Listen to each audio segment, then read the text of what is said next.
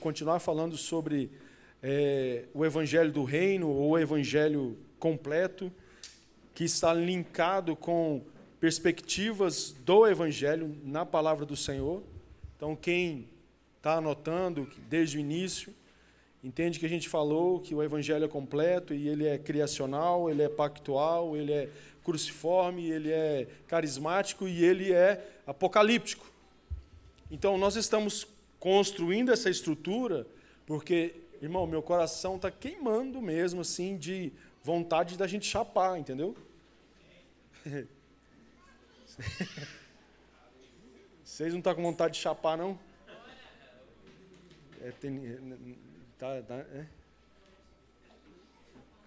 Não? Tem umas irmãs que mandou umas mensagens para mim falando sobre umas meninas que estão profetizando e tal. O Vitor Porco está viajando aí para a Indonésia, eu acho. E falando sobre isso, mostrando isso nos status. A gente precisa de uma estrutura do Evangelho no nosso meio para a gente poder movimentar no Espírito, porque senão vai dar muito ruim. Se a gente não tem consciência do plano de Deus e a gente for cheio do Espírito, isso dá muito ruim. Isso pode prejudicar o nome do Senhor. Então, todas as vezes que nós vemos movimentos que são muito usados pelo Espírito Santo, mas que não têm embasamento do Evangelho, dá muito ruim isso. Então, o que a gente está tentando aqui construir junto com o Senhor, junto com vocês, é que quando o Espírito descer nesse ambiente, eu vou ter não só eu e uma turma de presbíteros e diáconos para vigiar esse ambiente, mas todos nós vamos vigiar esse ambiente, porque todos nós vamos ter consciência do que é Evangelho. Então, quando alguém começar a sair do trilho, você vai lá, como um bom irmão, maduro, e vai falar assim: irmão, acho que você está avançando o sinal, volta para cá, aqui é o Evangelho, aqui não é Evangelho. Estão comigo? Então, o Jota falou que Karl Marx implantou a igualdade, né? Cadê o Jota? Ele saiu. Ia falar do irmão, mas ele não está aqui, né? Não pode falar do irmão quando ele não está, né? Isso é Evangelho. Deixa ele voltar, eu vou falar. Mas, você que está anotando aí, eu vou falar hoje sobre o Evangelho pactual. Que o Senhor me ajude. Vai dar tudo certo. E dentro dessa perspectiva do Evangelho pactual, nós vamos enxergar os rastros de Jesus no Antigo Testamento. Olha o Jota aí. Agora não pode falar dele. Então, dentro desse ambiente, desse pilar do Evangelho pactual, nós vamos falar sobre os rastros de Jesus no Antigo Testamento. Porque quem relacionava com a criação, com o homem, é Jesus. Quem relacionava e quem relaciona com o homem é Jesus. Então, todas as vezes que Deus quis intervir na criação, quis intervir naquilo que é o plano dele, que muitas vezes entrou em crise. O que é em crise? Pecados. Então, Jesus vinha e fazia um pacto ou uma aliança com alguém. E aí isso mudava a rota para onde o mundo estava indo. Então, foi assim que aconteceu na época de Noé. Na época de Noé, o pecado tomou um ápice terrível. Anjos olharam para as filhas dos homens e falaram assim: nossa, vou deixar de ser anjo.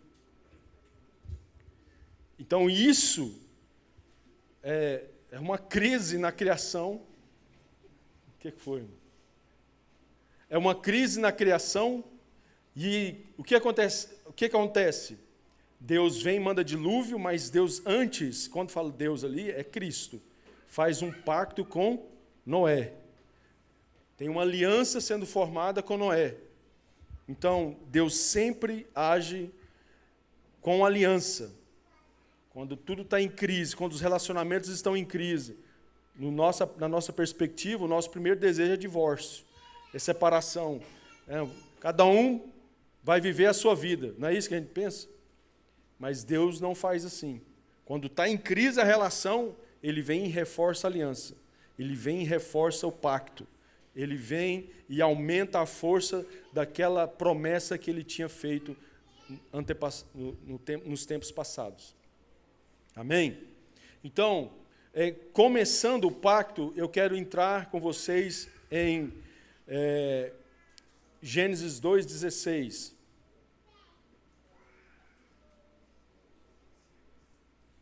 Abra aí o livro mais lido do mundo.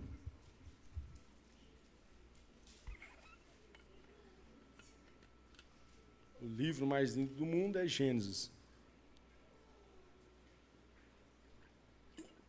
Principalmente em janeiro, quando você começa o plano de leitura. Mas lá para fevereiro você já desiste. Entra em Levítico.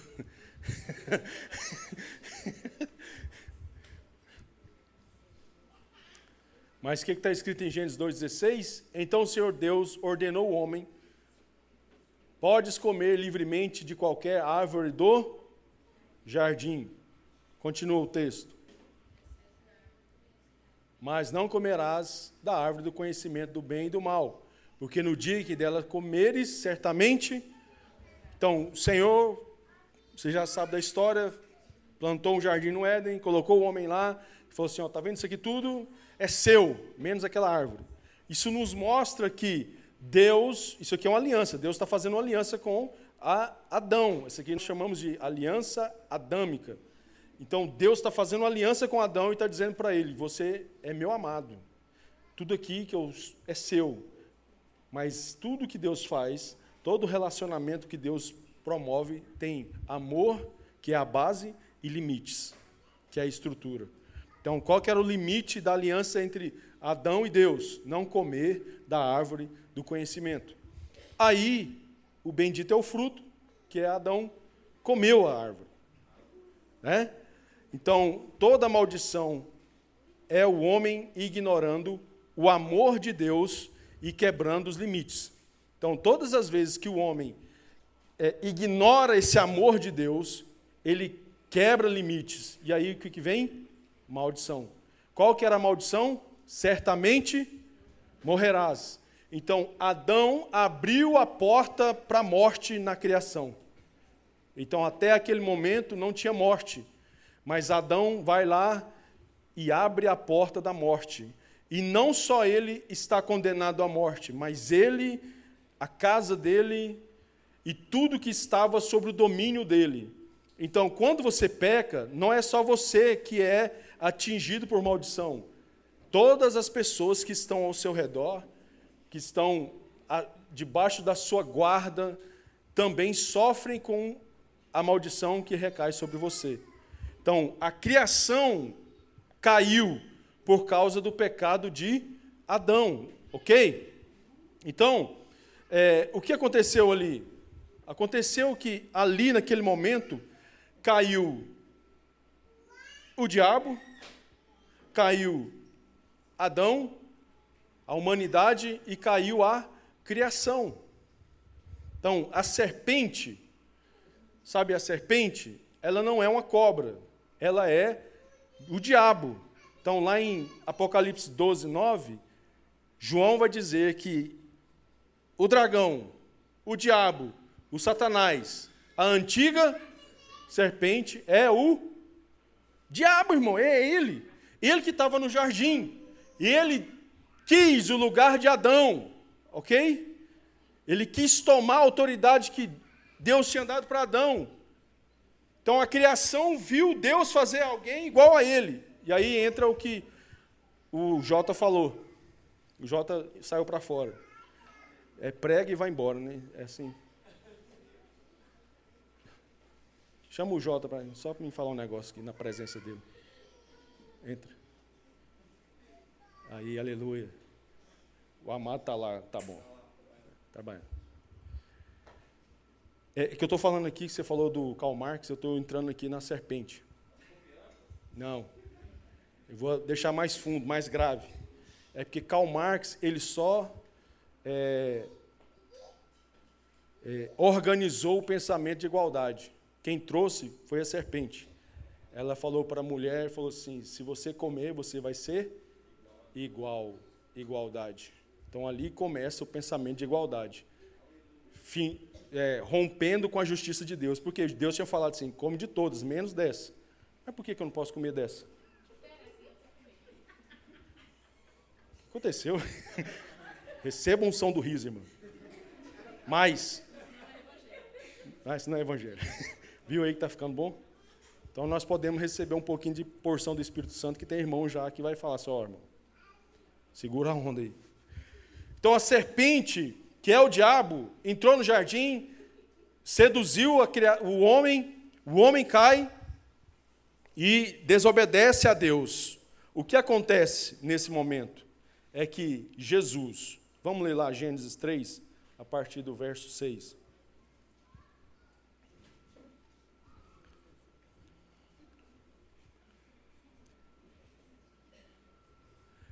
Então, vendo a mulher que a árvore era boa para dela comer, agradável aos seus olhos e desejável para dar entendimento, tomou do seu fruto, comeu e deu dele ao marido, que também comeu. Miserável. Então os olhos dos dois foram abertos e ficaram sabendo que estavam nus. Por isso, entrelaçaram folhas de figueira e fizeram para si aventais. Continua. E ao ouvirem a voz do Senhor Deus, isso aqui, mano, a voz que caminha no jardim é Jesus, ok? Então, que andava pelo jardim no final da tarde, o homem e sua mulher esconderam-se da presença do Senhor, Deus, entre as árvores do jardim. Mas o Senhor Deus chamou o homem, perguntando, onde estás? Aí nós vamos até o 10. O homem respondeu, ouvi a tua voz no jardim e tive medo, porque estava nu, por isso me escondi. Aí vai começar a conversa. E a conversa, não vou ler para a gente ganhar tempo. A conversa é a seguinte.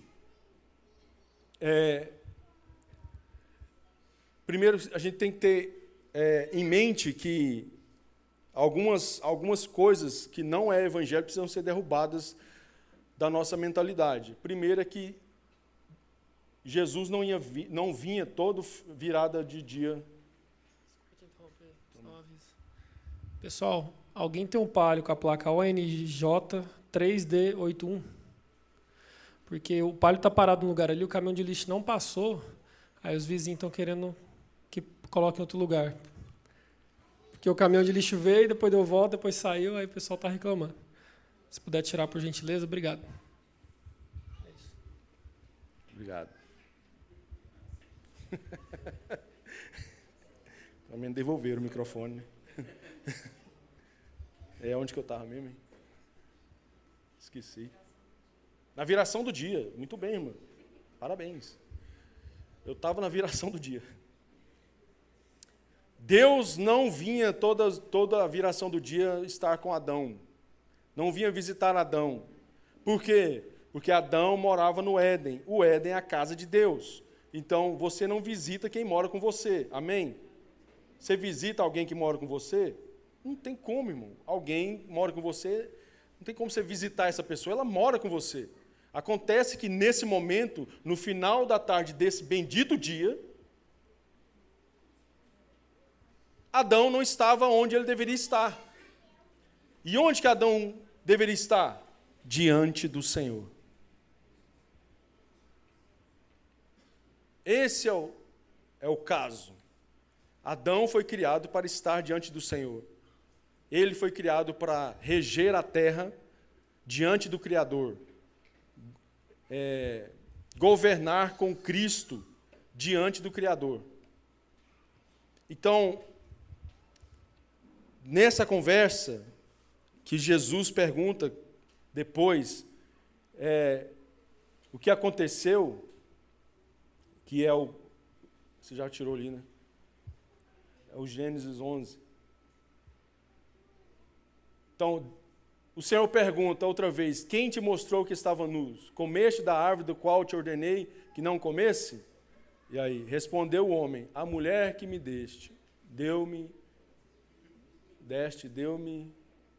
da árvore. Irmão, aqui é a crise. Porque aqui é o resultado do pecado. Então, alguém ouviu na internet aí as pessoas questionarem onde estava Deus por causa das enchentes no sul? Cadê Deus? A culpa é de Deus, né? Então, o que está acontecendo aqui? Adão está culpando quem? Deus. Foi a mulher que você me deu. Eu estava de boa aqui com os coelhinhos, com os gatinhos. Estava aqui. Eu era pai de pet, muitos pets.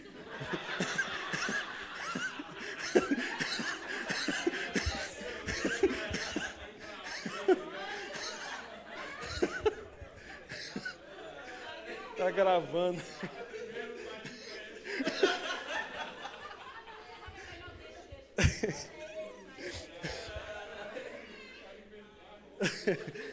Aí só me põe para dormir. Quando eu acordo... Olha aí. Mas voltando para a seriedade do assunto, irmão. De verdade, Adão culpa Deus.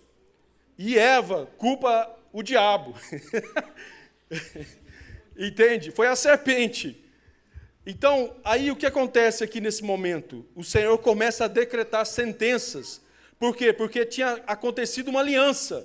E essa aliança tinha parâmetros. E quando esses parâmetros são quebrados pelo homem, as sentenças dessa aliança vêm sobre aquele que quebrou a aliança. Então, Deus estabelece sentenças por causa da desobediência do homem. Então, contra o homem, a sentença é: a relação com a terra e o trabalho passa a ser árduo e dificultoso. Então, o homem que não tinha um trabalho árduo, agora por causa do pecado, ele vai ter que sofrer, vai ter que suar para comer. E é interessante que o versículo fala que Deus manda o homem comer agora pão. Ou seja, agora você vai comer comida processada.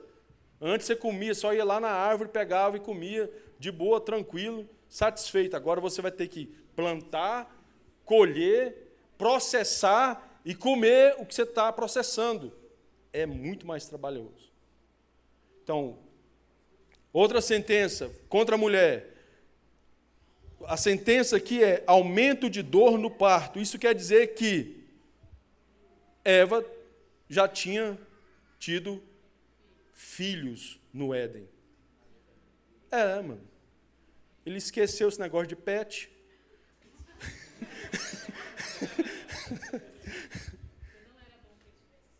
Não era bom que ele ficasse só. E aí, irmão, não tinha Netflix.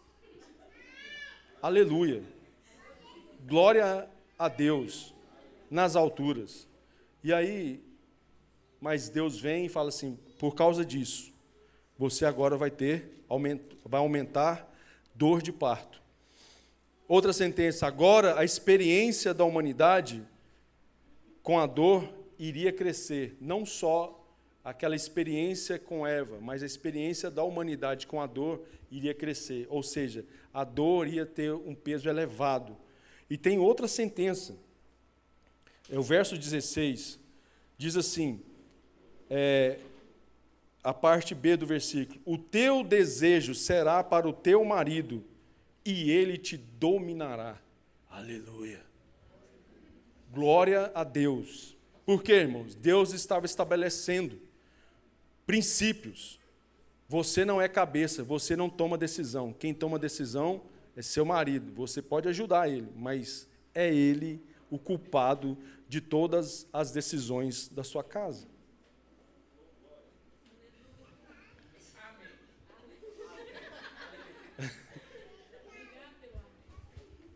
Entende? Acabou, irmão. Lá na frente, a gente vê uma outra mulher dando conselho para o marido, e dá ruim, que é Sara. Sara tem a promessa de um filho, mas não acontecia. Ela falou assim: eu tenho uma ideia. Tem Agar, minha serva. Nós vamos ter o filho através dela. E o que acontece com Abraão? Ele ouve a Sara, ouviu, teve Ismael e deu muito ruim, né? Porque a tensão no Oriente Médio é por causa desse conselho de Sara. Só isso. Ismael, eu estava até pensando, né? Isso é coisa minha. Vou falar, está gravando, depois vocês se virem. Digo eu, não o Senhor, nem a Bíblia. Tudo que Deus quer falar está na... o José chegou. Tem que maneirar. Mas o que acontece, irmão? Quando eu fui ver Ismael, ele virou um caçador com arco e flecha. Ele virou um cara bom nisso. E o primeiro cavaleiro de Apocalipse é alguém que vem com... Aleluia, sem flecha. Por quê? Porque ele vem promovendo paz. Então, logo, o anticristo vem da onde? Do povo de Ismael, que são os árabes. Amém, irmão. Eu sou dessa aí? Viu?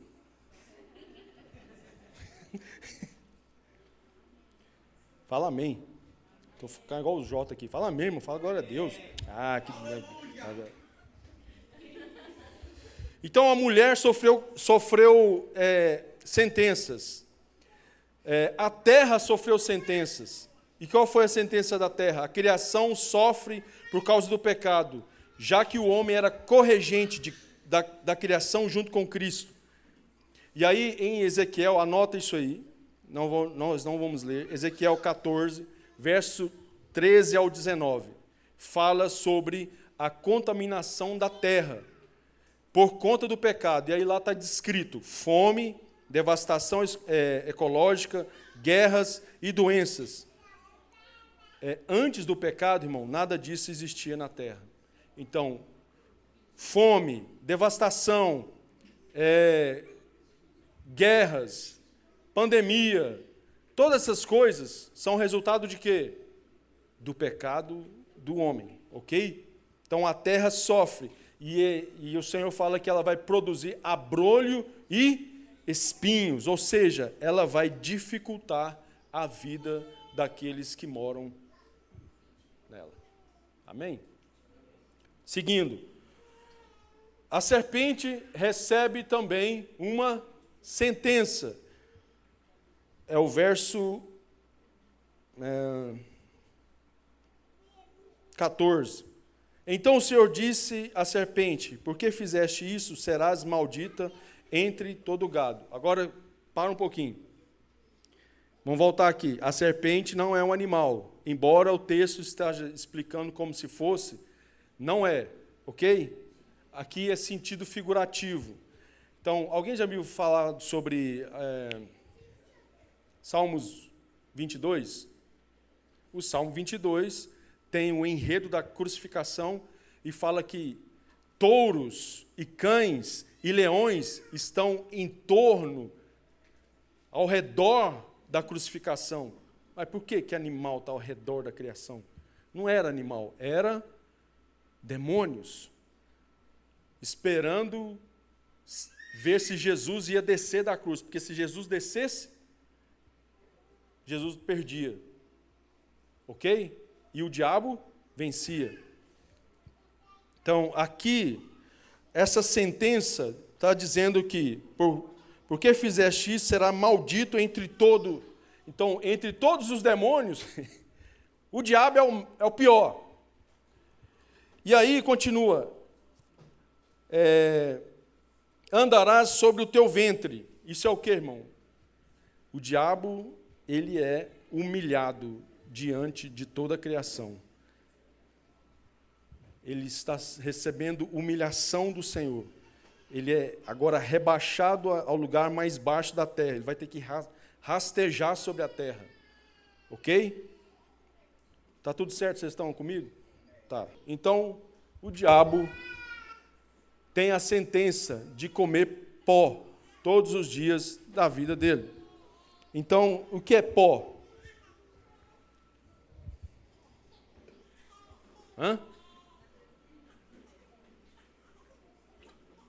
Pergunta fácil, irmão. Fiz pergunta difícil igual o Jota, não. O que é pó da terra, irmão? É o homem. Aleluia, alguém teve coragem de responder. O homem é o pó da terra. ele está condenado a voltar, porque ele é pó. E o diabo come esse pó. Que negócio doido, né? Que trem estranho.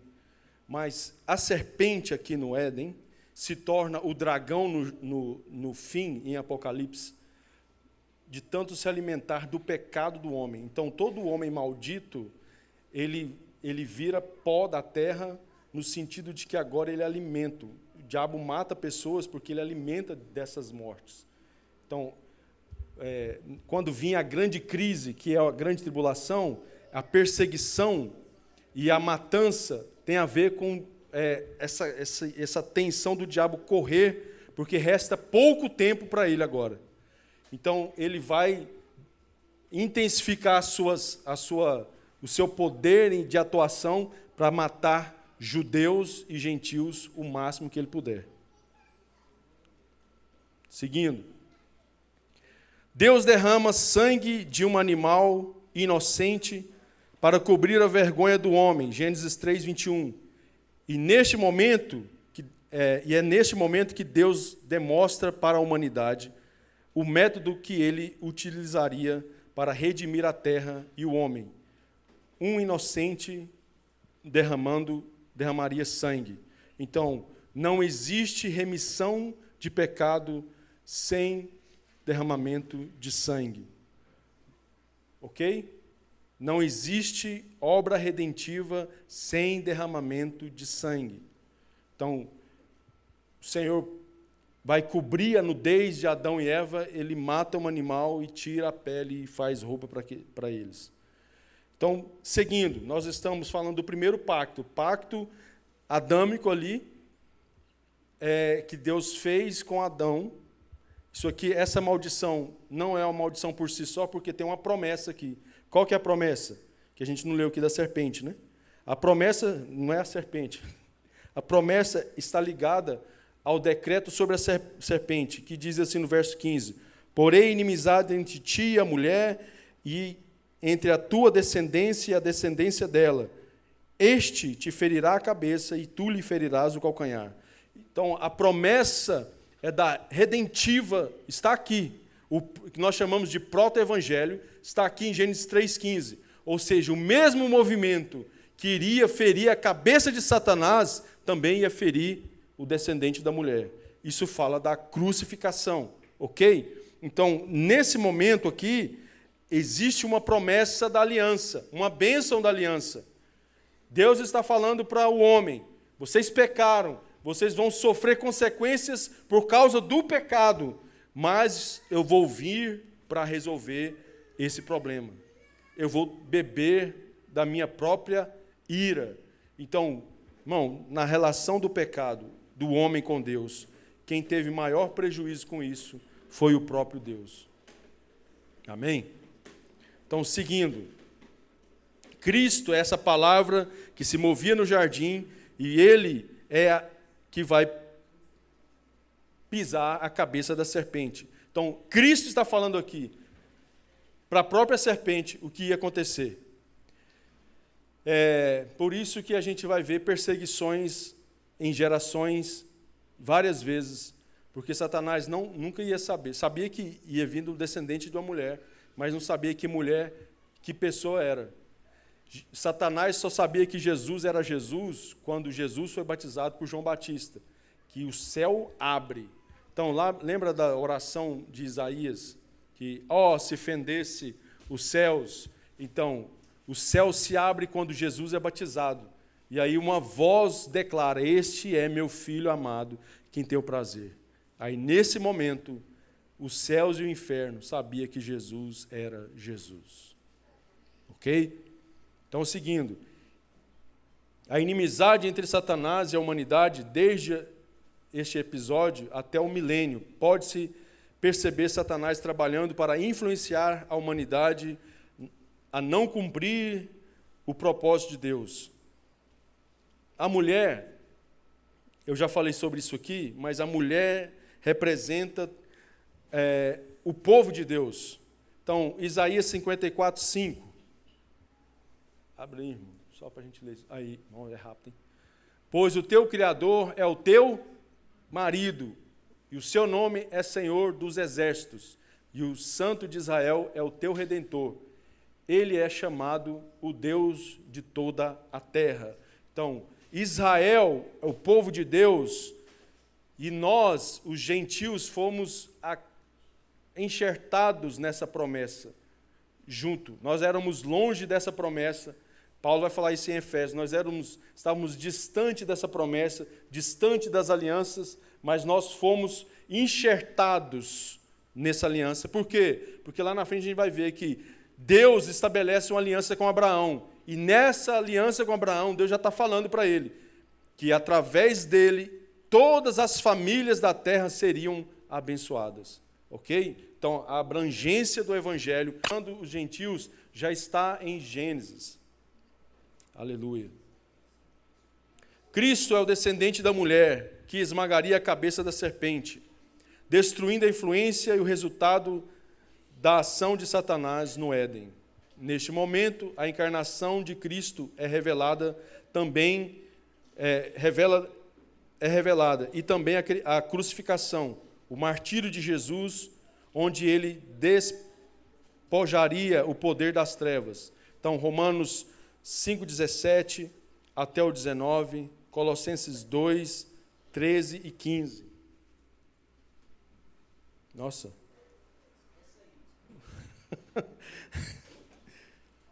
O mesmo movimento que esmagaria a cabeça da serpente também iria ferir a Cristo. Não existe obra redentiva, eu já falei isso aqui, Lucas 24, 26. Não existe obra redentiva sem martírio. Estou correndo, viu, irmãos? O pacto que Deus faz com o seu povo Israel, casamento, pacto, aliança, iria gerar o descendente que esmagaria a cabeça da serpente. Aí vamos ler esse aqui, Apocalipse 12.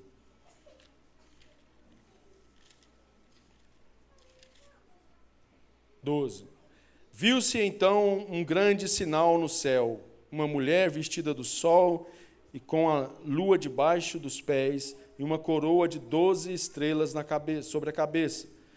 Ela estava grávida e gritava com dores de parto, sofrendo intensamente para dar à luz.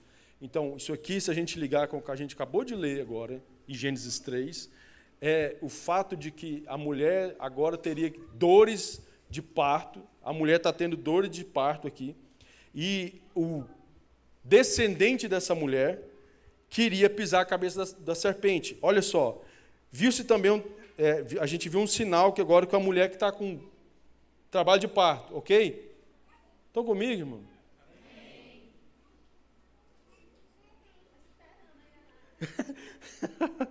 A mulher está com dores de parto.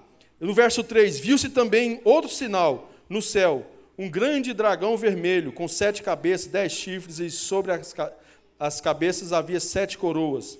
Sua cauda arrastava a terça parte das estrelas do céu, lançando-o sobre a terra. E o dragão parou diante da mulher que estava para dar à luz, para devorar-lhe o filho assim que nascesse. Olha só, então isso aqui está falando de uma visão que João está tendo, que ela transcende o tempo e o espaço. Então, João está tendo uma revelação do plano de Deus, do que Deus vem fazendo desde antes da fundação do mundo até a consumação. João está vendo isso. Então, muita gente questiona muita coisa. O diabo vai cair, levando a terça parte, ou não caiu. Então, isso aqui está ligado a uma visão que transcende o tempo e o espaço. Então, João está vendo algo que aconteceu, está acontecendo e vai acontecer. Estão comigo? Aleluia.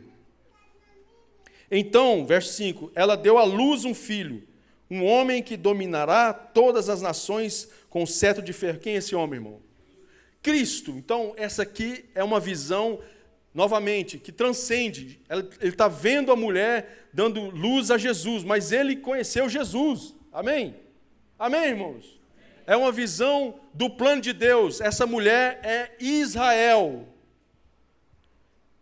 Seu filho foi arrebatado para Deus e para o seu trono. A mulher fugiu para o deserto, onde já havia um lugar preparado por Deus, para que ali fosse alimentada durante 1260 dias. Então aqui já vai falar do que vai acontecer na grande tribulação. 1260 dias é igual a 3 anos e meio, ou um tempo, 2 tempos e metade de um tempo, ou 42 meses. Tudo isso é 3 anos e meio. Ou seja, o clímax da tribulação são 3 anos e meio. O grande terror da tribulação são 3 anos e meio. E a tribulação que vai acontecer nos últimos dias vai ter seu ápice aonde? No Oriente Médio. No Oriente, entre Israel é o olho do furacão. Mas 10 nações, e a gente vai ver isso algum dia, em nome de Jesus, 70 semanas de Daniel, 10 nações vão se organizar. Eu já falei isso aqui um dia, os pan-árabes, eles estão se organizando numa aliança, e eles vão se organizar para se levantar contra Israel, para destruir Israel. Ok? Então, o ápice da grande tribulação é no Oriente Médio. Mas aqui no Brasil não vai ter grande tribulação, não, Eduardo? Vai, mas com a onda aqui é menor. Tipo, lembra da Segunda Guerra Mundial? O mundo inteiro sofreu. Mas o ápice era onde? Na Europa. Então, a gente sofria com falta de alimento, falta de... Entende? Mas o ápice da guerra tinha perseguição. Foi uma época que veio muitos judeus para o Brasil. Tinha perseguição de judeus, e sempre vai ter, até Jesus voltar, mas o ápice da batalha, da guerra, foi na Europa. Brasil, outros países também sofreram com isso. A grande tribulação, irmãos, também vai ser assim.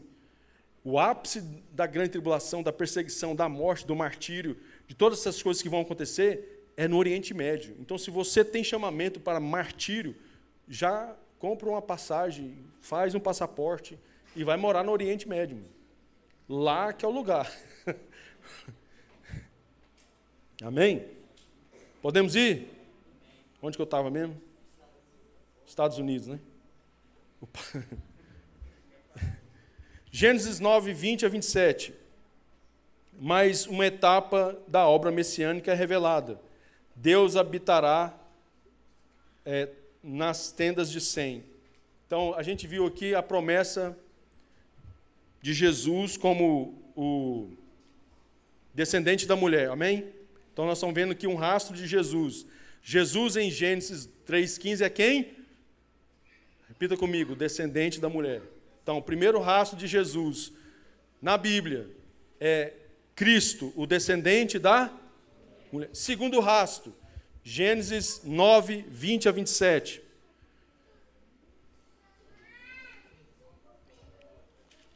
Deixa eu abrir aqui Gênesis. Está lá? Noé começou a cultivar a terra e plantou uma vinha. Eita, então bebeu. Não vamos abrir essa porta aqui não, amém. Bebeu... Podia ter passado esses versículos. Então bebeu do vinho, embriagou-se e ficou nu dentro da sua tenda. Continua. E Cã, pai de Canaã, viu a nudez de seu pai e contou isso seus 2 irmãos que estavam do lado de fora. Mas Sem e Jafé pegaram uma capa e puseram sobre os ombros dos ombros, então andando de costas, cobriram a nudez do pai, com os rostos virados para não verem a nudez do pai. Quando Noé despertou do sono, provocado pelo vinho, soube o que seu filho mais moço havia feito. E disse, maldito seja Canaã, ele será escravo de escravos de seus irmãos. Segura aí. Noé está amaldiçoando quem aqui, irmãos? Canaã. Quem que é Canaã? Filho de Cã. Ok? Ele não está amaldiçoando Cã, está amaldiçoando Canaã. Então, fica com essa dica aí, depois você na conversa aí. Não vou abrir isso aqui agora, não. Então, continua. E acrescentou, bendito seja o Senhor, o Deus de Sem, e Canaã seja seu escravo. Então, ele amaldiçoou Canaã, que é tipo o neto dele, e abençoou o filho, Sem. E Canaã, que é o neto, vai ser escravo de Sem. Continua. Que Deus amplie o domínio de Jafé. E aqui essa tradução é ruim. Tem outra tradução aí? É a King James? NVI? Ah, não, pode ser essa aí, NVI. Ah, também, valeu. Que Deus amplie o território de Jafé, habite ele nas tendas de Sem, e seja Canaã seu escravo. Então, esse ele aqui não está se referindo a Jafé.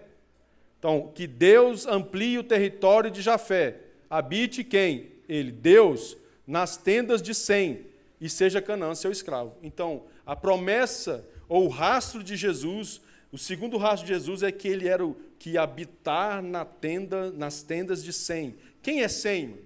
Sem é o pai dos semitas. Quem são os semitas? O povo do Oriente, especificamente o povo de Israel. Tudo bem, irmão? Então, há uma promessa que Deus ia habitar nas tendas de Sem. Vamos abrir Isaías 7,14.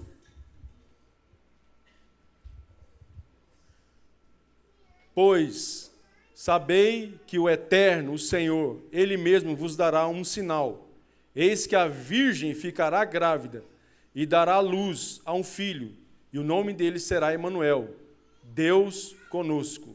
Então, Deus conosco é Deus habitando nas tendas de Sem. Baguncei o negócio aqui, mano.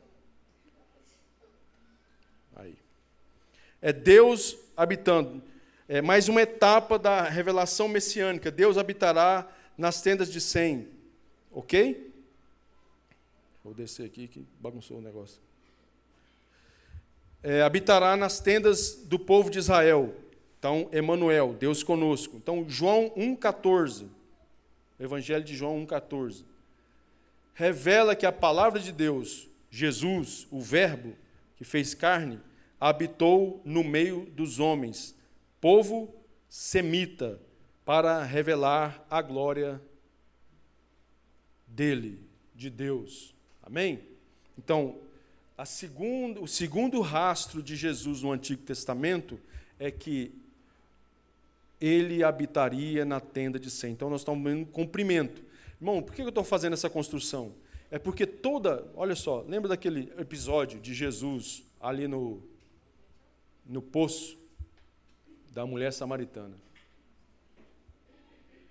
Você sabia que os samaritanos, eles são judeus... como é que é?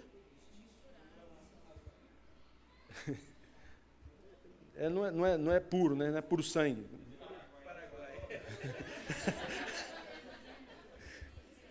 Misturado. Não, mas não é misturado. Tem uma palavra, né? Me ajuda aí, professor. Mestiço. Tá bom. Maranhense?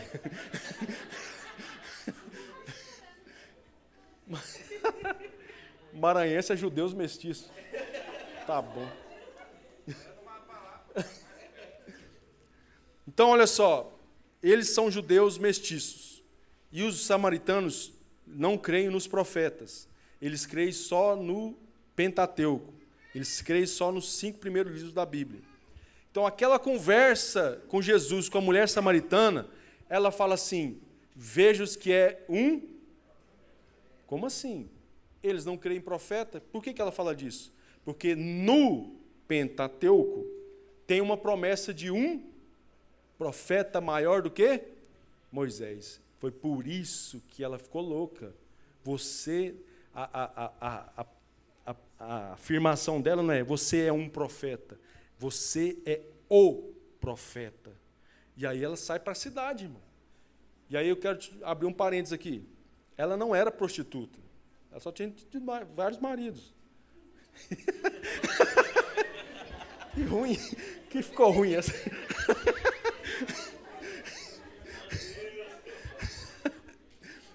Ela teve vários maridos, mas ela era uma pessoa de influência na cidade, irmão.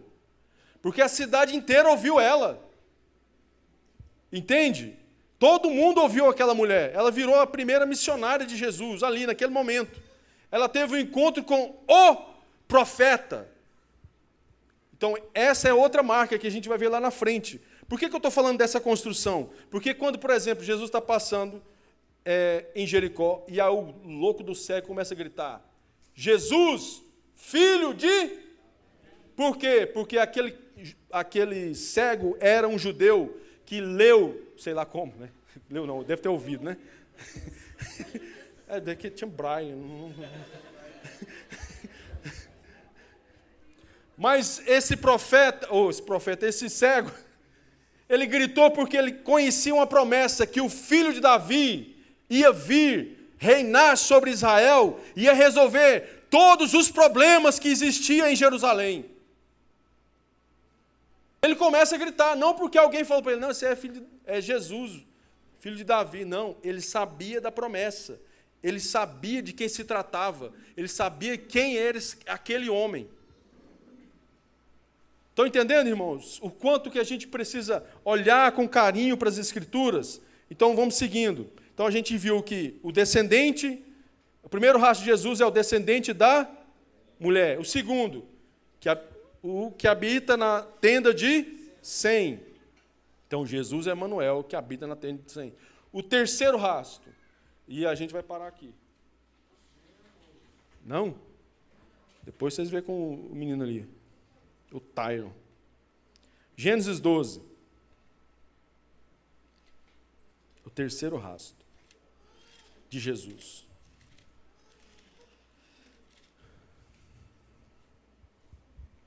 Irmão,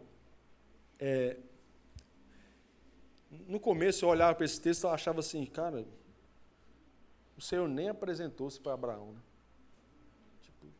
Ele encontrou Abraão e falou assim, nem perguntou o nome dele, nem falou quem ele era. Falou assim, sai da sua terra, da sua parentela, para o lugar que eu vou te mostrar. Mas, estudando com um pouco mais de cuidado, eu pude entender que, Abraão sabia de quem se tratava. Porque o rastro de Jesus já vinha, o descendente da mulher, aquele que habitaria na tenda de Sem. E Abraão é descendente de Sem. Então, quando Jesus chega, Abraão já sabia de quem se tratava. E aí, a conversa é essa. E o Senhor disse a Abraão, sai da tua terra, do meio dos teus parentes e da casa do teu pai, para a terra que eu te mostrarei. E farei de ti uma grande nação, te abençoarei, engrandecerei teu nome, e serás tu uma bênção. Tu serás uma bênção. Abençoarei os que te abençoarem, amaldiçoarei quem te amaldiçoar. E todas as famílias da terra serão abençoadas por meio de ti. Aí Abraão levantou e foi. Deus faz uma promessa a Abraão que inclui Abraão e sua família, deveriam ocupar uma terra que o Senhor iria indicar, eles iriam se tornar uma grande nação sobre a terra, não em quantidade, mas em qualidade de grandeza. Então, Israel nunca foi grande em número, mas diante do Senhor, ele sempre vai ser grande, porque é onde Deus apontou o dedo e escolheu. Deus quer morar naquele lugar, irmão. Deus quer morar ali. Ali é a casa de Deus. Ok? Continuando aqui. Por meio dessa nação, todas as famílias da terra seriam abençoadas. O descendente de Abraão herdaria e governaria esta terra. Então,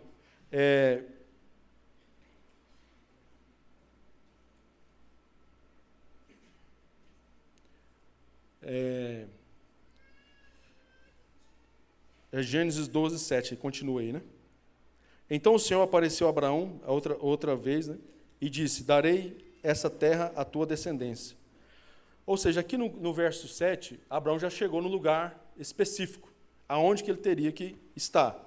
Então, Deus já mostra aonde que é o lugar. É aqui nessa terra. Te darei essa terra e a tua descendência. E Abraão edificou ali um altar ao Senhor que lhe aparecera. Dali continuou até o monte do oriente de Betel, onde armou sua tenda, fincando-lhe Betel, ficando-lhe Betel ao ocidente e Ai ao oriente. Também ali edificou um altar ao Senhor e invocou o seu nome. Então, aqui é o descendente de Abraão. Tá? Aqui a gente está vendo aqui no verso 7, a tua descendência. Então, vocês sabem que lá em Gálatas 3, verso 15 e 16, fala que Deus pregou o evangelho para Abraão. Mas lá, olha só, abre lá, meu. Ah, já abriu, você é fera. Irmãos, eu vos falarei em termos humanos. Embora feito por um homem,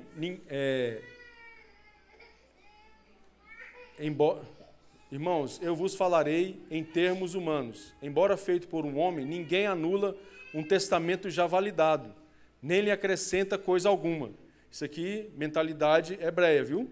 Porque aqui a gente muda, né? A gente vai lá, faz um contrato, depois muda. Verso 16. Assim, as promessas foram feitas a Abraão e ao seu descendente. A Escritura não diz e a teus descendentes, como se falasse de muitos, mas como quem se refere a um só, e a teu descendente, que é Cristo. Então, o terceiro rastro de Jesus nas Escrituras é que ele é o descendente de Abraão, a promessa feita, ok? Podemos ir?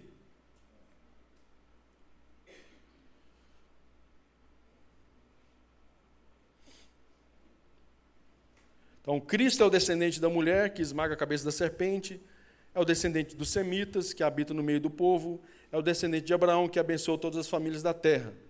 O descendente de Abraão se manifestará na tribo de Judá, porque ele governaria sobre seus irmãos e sobre todos os povos da terra, sendo esta última um acréscimo à doutrina da semente vindoura. Jacó revela como o descendente abençoaria todas as nações da terra, governando todo o mundo. Aí a gente vai ler agora Gênesis 49, verso 8 a 10. Aqui, mano, é Jacó profetizando. Vocês conhecem a história, né? A bênção era para o primogênito, mas o primogênito tinha feito bagunça lá, né? Vocês sabem a bagunça. Aí o segundo, depois dele, era quem? É isso aí, voz do que clama.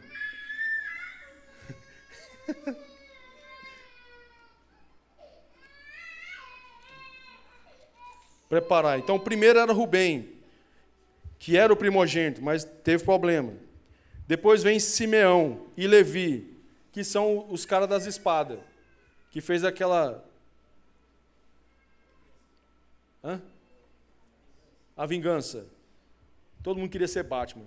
Eu sou a vingança. Fizeram a vingança lá. E aí não podia ser eles. Então caiu no quarto filho, que é Judá. Aí o verso 8 diz: Judá, teus irmãos te louvarão. Olha que loucura. Se você quer aprender a profetizar, aprenda com o pai Jacó. Teus irmãos te louvarão. Tua mão será sobre o pescoço de teus inimigos. Os filhos de teu pai se prostrarão diante de ti. Judá é um leãozinho. Subiste vindo da presa. Meu filho, ele se encurva e se deita como um leão e como uma leoa. Quem o despertará? Olha só isso aqui, mano, verso 10. O cetro não se afastará de Judá. Lembra que a gente leu agora em Apocalipse 12? Que aquele que reinará todas as nações com o cetro de ferro? Tá louco, mano. Se Jacó era muito insano. Nem o bastão de autoridade de entre seus pés, até que venha aquele a quem pertence. E isso aqui é o pai, entendeu? A cidade descendo. Meu Deus. É muita loucura, irmão. Então, para, só um pause aqui, mano. Que eu fico todo maluco. Sabe por quê, mano? Porque, tipo, os outros profetas que vão profetizando, eles não vão profetizando aleatoriamente. Eles conhecem essa promessa. Então, a partir dessa promessa e a partir da revelação que eles estão tendo agora, eles continuam essa linha do tempo da criação, daquilo que Deus está fazendo. Então, todas as profecias da Bíblia, elas estão linkadas. Não tem profecia deslinkada daquilo que Deus está fazendo. Então, por isso que toda profecia que nós escutamos hoje, ela precisa ter o crivo desse canon. Ela precisa estar linkada com o plano de Deus. Então, 99% da que a gente ouve dentro das nossas comunidades, das nossas movimentações proféticas, não são profecias, são palavras de conhecimento. Ok? Então, são coisas pessoais. E não tem nada ruim nisso, não tem nada a ver de maldade nisso. Isso é bom. Palavra de conhecimento é uma movimentação que fala do passado até esse momento. Ok? Então alguém vai vai falar para você do que aconteceu no seu passado e como você está hoje. Profecia tem a ver com o plano de Deus e como você pode cooperar com esse plano. Ok? Estão comigo, irmão? Aleluia. Então, a maioria das nossas movimentações proféticas são palavras de conhecimento. E é por isso que quando os caras vão lá no centro espírita, que invoca lá os Exus, os negócios lá, os bagulho lá, bate os tambor, né? E psicografia. O que eles ouvem? Só coisa do passado. Por quê? Porque o demônio não consegue profetizar sobre o coração de Deus, que são coisas do futuro. Então as pessoas só escutam daquilo que já aconteceu. Não sei do que eu entro em profecia agora, né? Não é momento, né? Vamos voltar aqui. Profecia do Jacó, por isso que eu estou falando de profecia. Hein? O pai da profecia. E os povos obedecerão a ele. Verso 11. Atando o seu jumentinho à vide, e o filho da sua jumenta à videira seleta. Ele lava as suas roupas com vinho e as suas vestes com sangue de uva. Isso aqui está falando, irmão, do que o Senhor vai fazer quando Ele vier. A roupa dele vai estar vermelha. Então, quando Ele chega, está branca. Mas quando Ele entra na terra, a roupa fica vermelha. Vermelha de sangue, porque Jesus vai aplicar a ira de Deus. Então, desde o Éden até quando Ele vier, Ele está guardando para aplicar essa ira. Ele está segurando para aplicar essa ira. E Ele vai vir com muita força, irmãos. Ele vai vir com muita força. Por isso os profetas dizem que esse dia é um grande e terrível dia do Senhor. A matança vai ser tão grande, irmãos, que o anjo vai subir no sol. Não me pergunte como isso vai acontecer. Eu sei que ele vai estar lá no sol e vai chamar as aves. Venham para o banquete.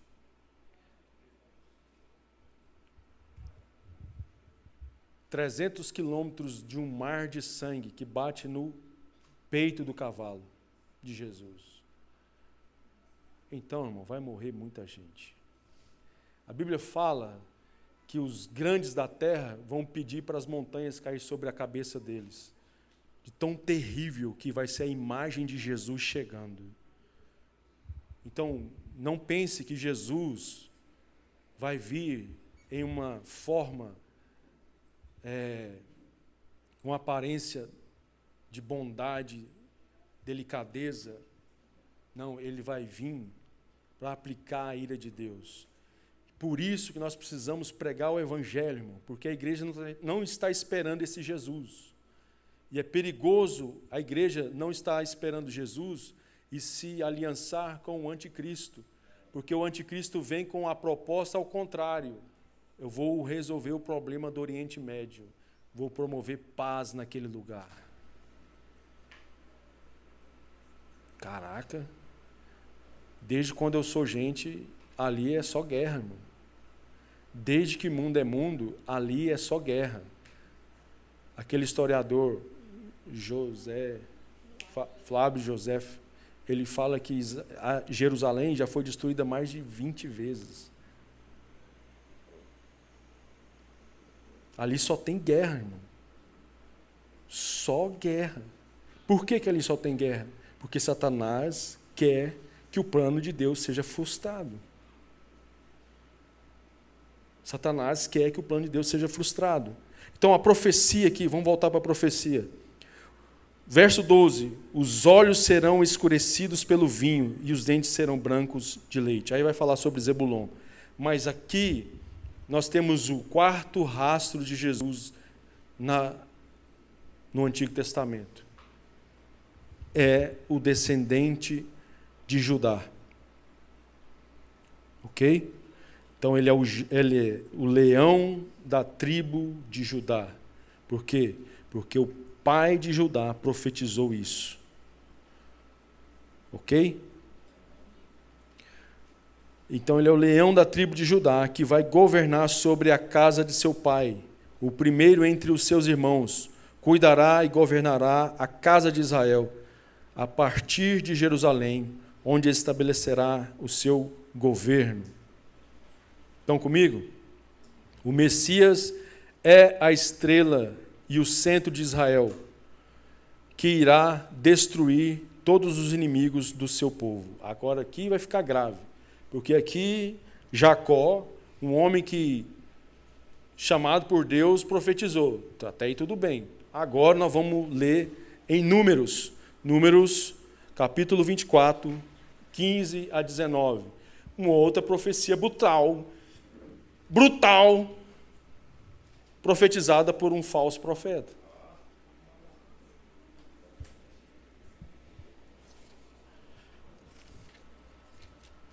Números 24.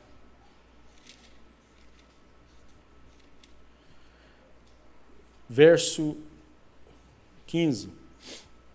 Então Balaão proferiu o seu oráculo, sua profecia. Fala, Balaão, filho de Beor, fala o homem que tem os olhos abertos. Irmão, o cara era falso profeta, mas o miserável tinha os olhos abertos. Jesus. Fala aquele que ouve as palavras. Não, ele só não tinha os olhos abertos, os ouvidos dele eram abertos. Aquele que ouve as palavras de Deus e conhece os planos. Irmão, é tipo assim, eu olho para isso aqui e falo, eu oro esse negócio. Se eu abro os meus olhos, se eu abro os meus ouvidos, eu quero enxergar o seu plano. O miserável do falso profeta, ele tinha tudo isso. Ele conhecia os planos do Altíssimo, irmão. Esse povo é o povo antigo.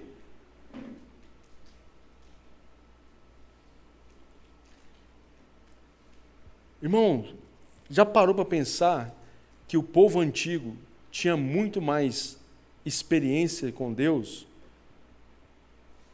Tinha muito mais acesso? Que nós estamos numa degradação tão forte, que nós estamos tão distantes do plano de Deus, tão distante da revelação, que a gente tem que se esforçar, que orar para nós é terrível. Fala que não é. Fala, não, eu amo orar. Levantar 4 horas da manhã, dobrar o joelho, todo dia, segunda a segunda. Eu não falho, fico 8 horas orando. Irmão, inveja santa, se é que existe. Não, mano, oração é trabalho. Ler a Bíblia é trabalho. Nós temos que esmurrar a nossa carne para fazer essas coisas.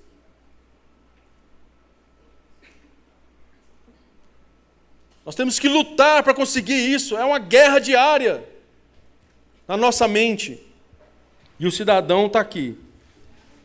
Conhece os planos do Altíssimo, que vê a visão do Todo-Poderoso, que cai em transe com os olhos abertos. Miserável! Eu o vejo, mas não agora. Olha a profecia desse homem, irmão. Eu o contemplo, mas não de perto. Virá uma estrela de Jacó, de Israel. Se levantará um cetro que ferirá as fronteiras de Moabe e destruirá todos os filhos do orgulho. Jesus, irmão. Balaão viu Jesus. Eu vejo ele, mas não agora. Eu vejo ele, mas não de perto.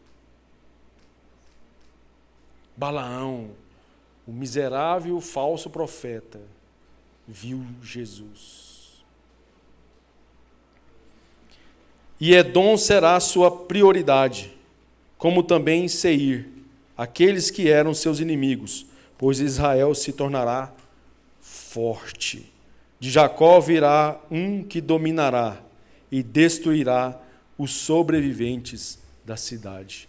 Então nós estamos vendo aqui mais um rastro de Jesus, um falso profeta profetizando sobre um Cristo que virá, que vai redimir Israel, que vai redimir a casa de Deus.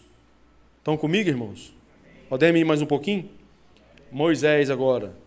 Então, nós já vimos que ele é o descendente da mulher. Amém? O habitante de Sem, na tenda de Sem. Quem mais que ele é? Descendente de Abraão. E agora? Descendente de Judá. O leão da tribo de Judá. E quem? Agora? A estrela de Israel. Profetizada pelo bendito Balaão. Deuteronômio 18.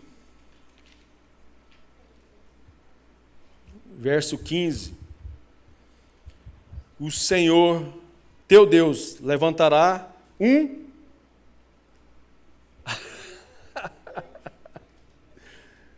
teu Deus levantará um profeta semelhante a mim, do meio de ti. É engraçado, né? Que, tipo, o cara está profetizando.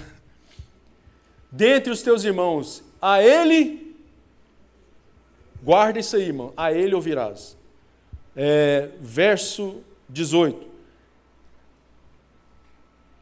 Levantarei do meio dos seus irmãos um profeta, semelhante a ti, e lhe porei na boca as minhas palavras, e ele falará tudo o que eu lhe ordenar. Eu pedirei contas de tudo, aquele que não ouvir as minhas palavras, que ele falar do meu nome. A ele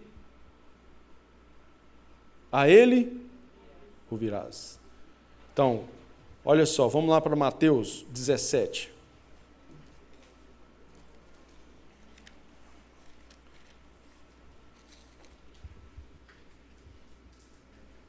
É o último, hein? Vamos parar agora, irmão. Meu Deus. Mateus 17, verso 2. Isso aqui é aquele grande momento. Qual momento? O monte da transfiguração. 6 dias, né? Vamos ler o 2. E foi transfigurado diante deles. O seu rosto resplandeceu como o sol, e as suas roupas tornaram-se brancas como a luz. Então apareceram diante deles quem? Moisés, Elias, falando com ele. Tomando a palavra, o Pedro, né? Tem que ser o Pedro, né? Tem que ser o Jota, né? Aqui é o... Ah, não. Tomando a palavra, o Pedro fala, disse a Jesus, Senhor, é bom estarmos aqui. Nossa, que glória! Nós somos a elite de Deus. Comando Delta. Nós estamos aqui em cima do monte, a galera está lá embaixo. Bora morar aqui, vamos ficar aqui. Vamos construir o quê? Tendas, né? Uma para ti, outra para Moisés e outra para Elias. Ele ainda estava falando, quando uma nuvem luminosa os cobriu, e dela saiu a voz que dizia, este é meu filho amado, em quem me agrado, a ele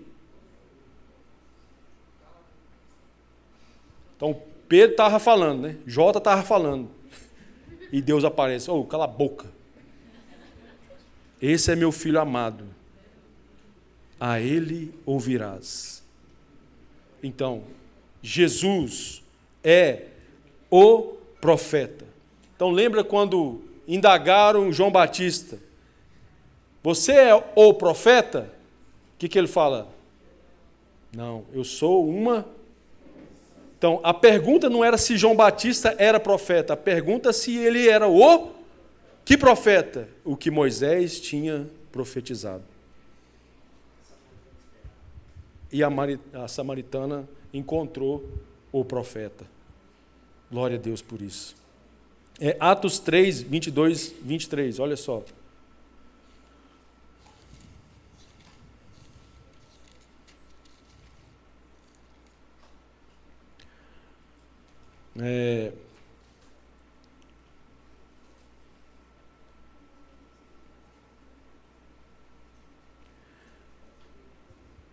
Aqui Pedro está pregando, né?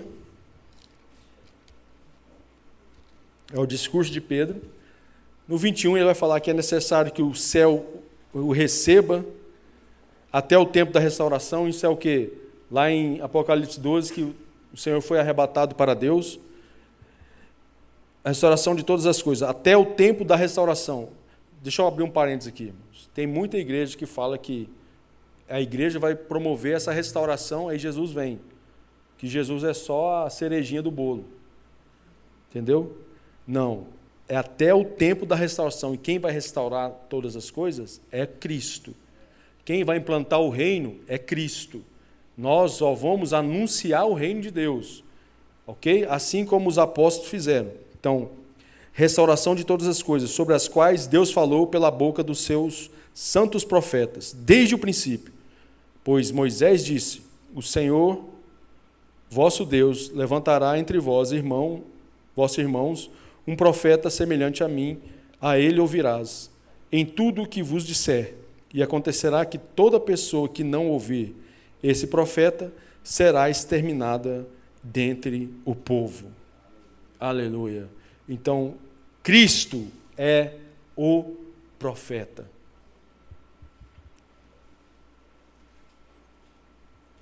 Falta só um pouquinho, pode ser? O ungido de Deus, semelhante a Moisés, seria o enviado do Pai, o apóstolo sumo sacerdote da nossa confissão. Hebreus 3, 1 a 3. Que como Moisés falaria com Deus face a face, realizaria sinais, milagres, que confirmariam a sua mensagem. Deuteronômio 34, 10 a 11, confirmação da mensagem. Iria ensinar a instrução da lei de Deus, como caminho da justiça, na vida cotidiana. Sermão do Monte, Mateus 5, 6 e 7. E como constituição civil sobre todas as nações da terra, em seu reino, Isaías 2, 2 a 3. E iria libertar o povo eleito do seu cativeiro, Colossenses 1, 13. Pessoas que demonstraram a expectativa do povo, passagens que demonstraram a expectativa do povo em receber o profeta, semelhante a Moisés, que deveria vir. Então, João 1, 26, onde João Batista nega ser o profeta. João 1,45, onde Filipe aponta Jesus como o Messias profetizado pela lei dos profetas. João 1,45. Mateus 17, 5, onde Deus revela que Jesus é o profeta semelhante a Moisés. A gente leu. João 4, 19 e 29. Momento em que até mesmo uma samaritana que não cria nos profetas, mas que apenas na Torá, reconheceu que Cristo era o profeta, o qual Deus havia falado por meio de Moisés. Então, a gente fecha aqui essa parte, depois, se assim Deus permitir, a gente continua. Então, nós vimos que Jesus deixa rastros no Antigo Testamento. E lá em Lucas, no caminho de Emaús, Jesus encontra 2 discípulos que estavam lá, cabisbaixo, desacreditado da vida, voltando para Emaús, para suas velhas vidas, Jesus aparece no meio desses dois. E na conversa Jesus fala que a lei e os profetas falam de mim.